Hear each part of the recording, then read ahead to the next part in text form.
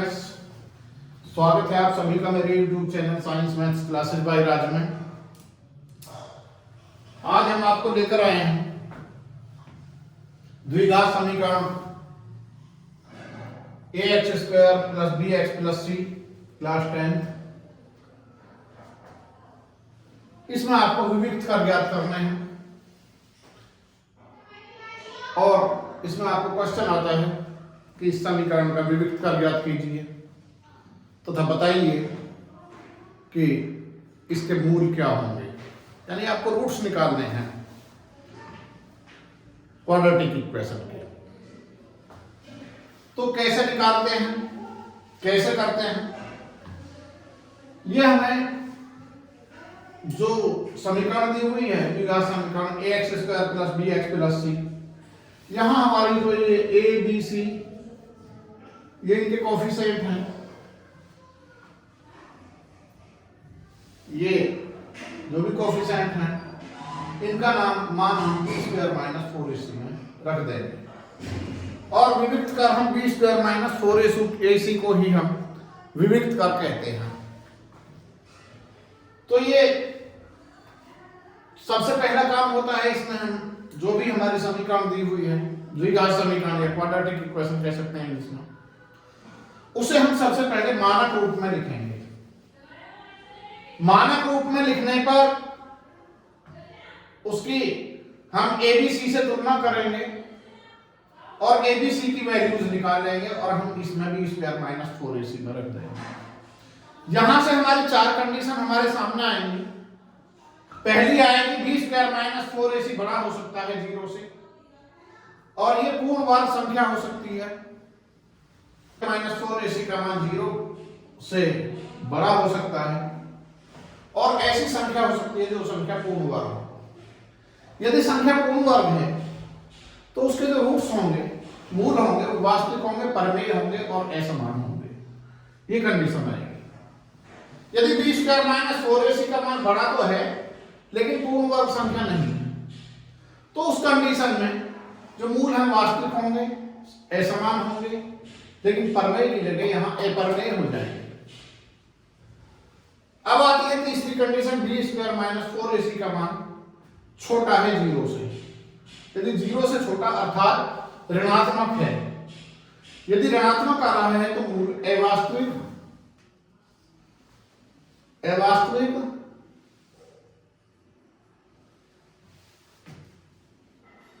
कैसे लिखेंगे, अवास्तविक अर्थात काल्पनिक मूल होंगे। एक चौथी कंडीशन बचती है, यदि b स्क्वायर माइनस 4ac का मान 0 है तब मूल वास्तविक होंगे, परिमेय होंगे तथा समान भी होंगे। अब इस पर हम देखते हैं, यह हमारा क्वेश्चन है। तो हमें इसमें दो तरह से प्रश्न आ सकता है कि इसका विविक्त कर बताइए, या फिर यह भी आ सकता है विविक्त कर भी बताइए और मूलों की प्रकृति बताइए। चलिए हम इसे हल करके बता रहे हैं। यहां से समीकरण की तुलना करेंगे। मानक समीकरण से ax square plus bx plus c बराबर 0 से, तो हमारा क्या आ जाएगा, a बराबर 1, b बराबर 6 और c बराबर 9। आपको विविक्त कर ज्ञात करना है।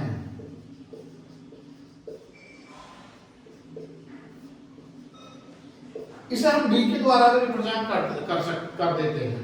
b स्क्वायर माइनस, यानी आपको b स्क्वायर माइनस 4ac का मान निकालना है। कैसे निकालना है, b की जगह 6 रख दो, 6 का वर्ग माइनस 4, a की जगह 1 गुणा c की जगह 9,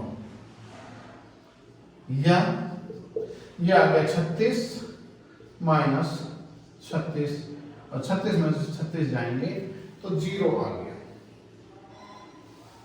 यानी आपका जो मान आया 0, वो आया उत्तर वो 0 आ गया। अब हमने ये आपको ये चार कंडीशन बता रखे हैं।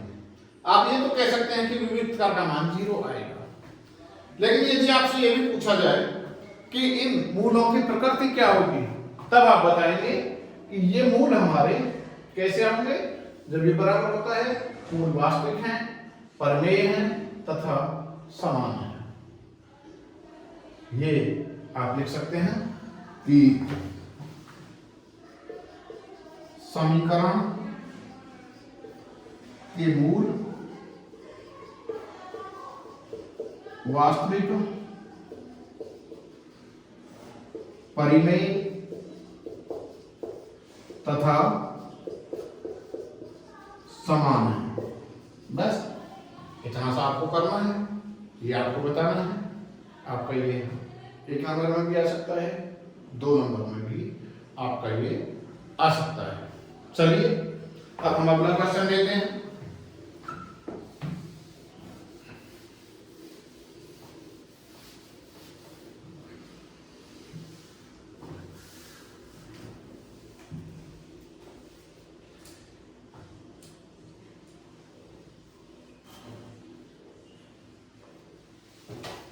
क्या है हमारा अगला क्वेश्चन?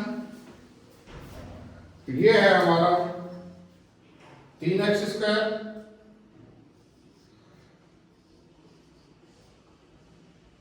माइनस 2x प्लस 4 बराबर 0। आपको इसमें विविध कर ज्ञात करना है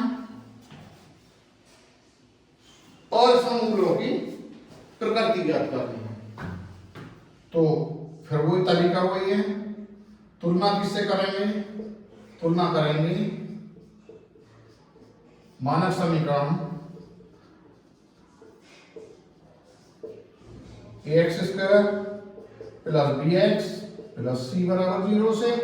तो यहां से a बराबर 3, b बराबर -2 और c बराबर 4। तब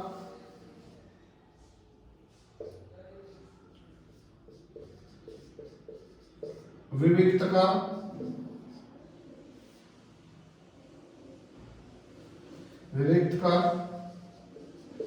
d बराबर, यानी बात वही है, b square minus 4ac, b square minus 4ac की वैल्यू निकालनी है। मैंने d इसलिए लिखा क्योंकि b स्क्वायर माइनस 4ac को d के द्वारा भी रिप्रेजेंट करते हैं। b स्क्वायर माइनस 4ac मान रख दो, 3 का वर्ग माइनस 4 गुणा a की जगह -2 और ये प्लस 4, या 9 माइनस 4 गुनी 8 चौक 32, माइनस माइनस प्लस 32, ये आ गया 32 9 41।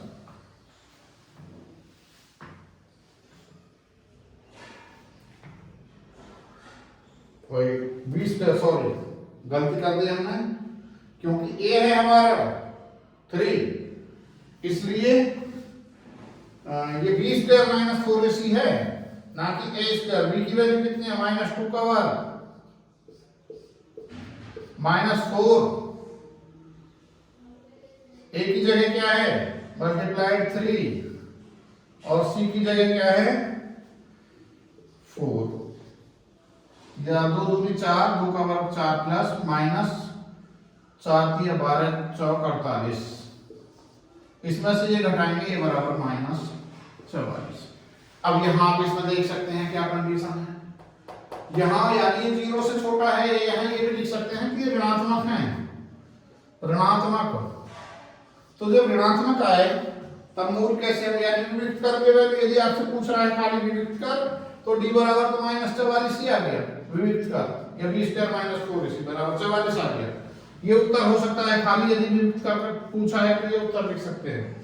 लेकिन यदि ये पूछा है कि मूलों की प्रकृति अर्थात रूट्स भी बताइए कैसे होंगे, तो ये वास्तविक होंगे, रियल, परिमेय तथा नहीं अवास्तविक, काल्पनिक, अर्थात ये काल्पनिक होंगे, यानी होंगे तो लेकिन कल्पना करेंगे, केवल होंगे नहीं।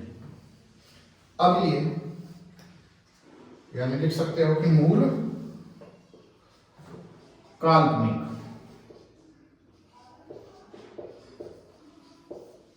मूल काल्पनिक होंगे। चलिए अब बताते हैं हम और एक क्वेश्चन देखेंगे आप ध्यान से। इस तरह के प्रश्न आ जाते हैं। ये तो हम निकाल सकते हैं कि मूल कैसे होंगे, लेकिन ऐसे भी आ जा सकते हैं। यदि आपकी द्विघात समीकरण दी है और द्विघात समीकरण क्या दी है, 3x² minus 12x plus k plus 1 बराबर 0। के मूल बराबर है, तो के का मान बताइए। इस तरह का प्रश्न अक्सर आ जाता है, बहुत मोस्ट क्वेश्चन है ये। नहीं तो इस पर इसी तरह का और भी हो सकता है, जिसमें आपको के की वैल्यू, पी की वैल्यू या और जो कोई ऐसी आपको अननोन राशि दे दी जो आपको जिसका मान निकालना है। क्या करेंगे, इसका तरीका वही है, समीकरण की ax² plus bx plus c बराबर 0 से तुलना करेंगे। यानी a की वैल्यू कितनी आ गई, 3, b की वैल्यू कितनी आ गई -12 और c की वैल्यू कितनी आ गई, ये सारी k प्लस 1।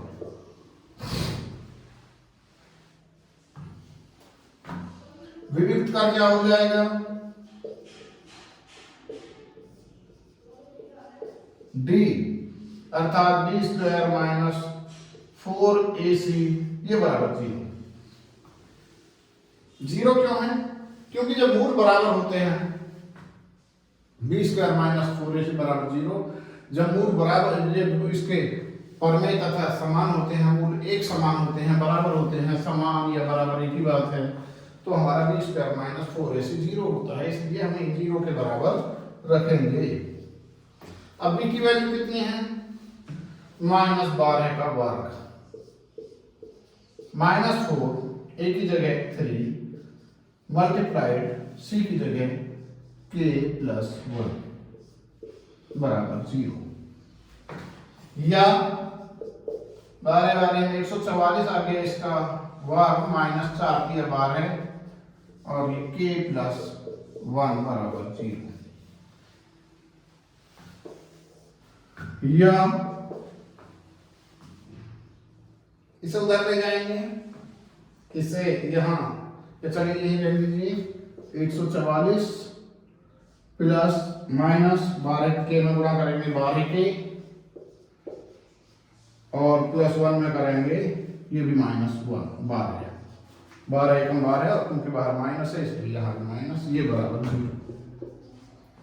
या -12 के 144 में से 12 जाएंगे तो ये बचे प्लस के 132 बराबर 0।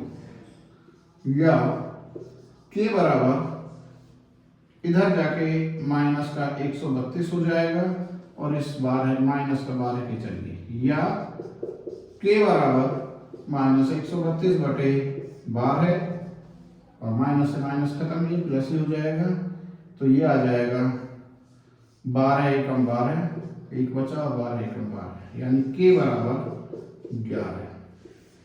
ये उत्तर आ जाएगा, अर्थात यहाँ के की वैल्यू आएगी वो 11 आएगी। तो इस तरह के प्रश्न आपको एक क्वेश्चन इस तरह का जरूर मिलेगा बोर्ड में, आप देख, इसलिए आप इस तरह आपको उसके कर पाएंगे। लेकिन उसके लिए आपको ये चारों कंडीशन आपको याद होनी चाहिए, इसलिए इन्हें पहले लिखें। क्वेश्चन करने से पहले आपको ये याद करनी है।